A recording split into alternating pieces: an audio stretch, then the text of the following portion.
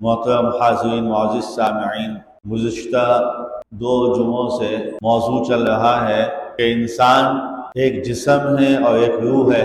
جسم دنیا ہے اور روح آخرت ہے، اور دونوں لازم و ملزوم ہیں۔ چاہے کوئی کتنا بڑا صوفی اللہ والا ہو جائے، وہ یہ نہیں کہہ سکتا کہ جسم کی کوئی ضرورت نہیں ہے، بس روح پر محنت کرنی ہے۔ اور چاہے کوئی کتنا بڑا مالدار اور دنیا پرست ہو جائے، وہ یہ نہیں کہہ سکتا کہ مجھے تو صرف دنیا ہی کافی ہے، روح کی ضرورت نہیں ہے۔ دونوں ایک دوسرے کے لیے لازم ملزوم ہے۔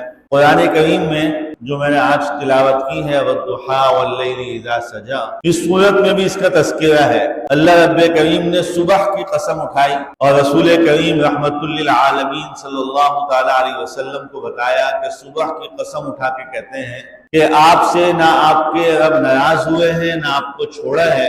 وَلَلْآخِرَةُ خَيْرٌ لَكَ مِنَ الْأُولَىٰ، آخرت بہتر ہے، آخرت دنیا سے بہتر ہے۔ آپ نے اپنے نبی کو بھی یہ نہیں فرمایا کہ بس دنیا کو بالکل چھوڑ دو، بلکہ یوں فرمایا کہ دنیا سے بہتر آخرت ہے۔ آخرت کی طرف توجہ، آخرت کی فکر کرنے کو جو آپ کو کہا جا رہا ہے وہ اس لیے کہ آخرت بہتر ہے دنیا سے۔ میرے محترم دوستوں اور بزرگوں، آج بھی ہمیں یہی سبق سمجھنے کی ضرورت ہے کہ دنیا بھی لازم ہے، دنیا بھی ضروری ہے، لیکن آخرت وہ بہتر ہے، اور آخرت کے لیے محنت ہمیں کم از کم اتنی تو کرنی چاہیے جتنی ہم دنیا کے لیے محنت کرتے ہیں۔ ہم نے الٹا کیا، ہم نے دنیا ہی کو سب کچھ سمجھا اور آخرت کو ہم نے بہت ہلکا، معمولی، اور اس کو ہم نے صرف اللہ کی رحمتوں پہ یا اللہ کی عطاؤں پہ رکھ لیا۔ ایسا نہیں ہے۔ اللہ رب کریم کی رحمتیں اور اللہ کی عطائیں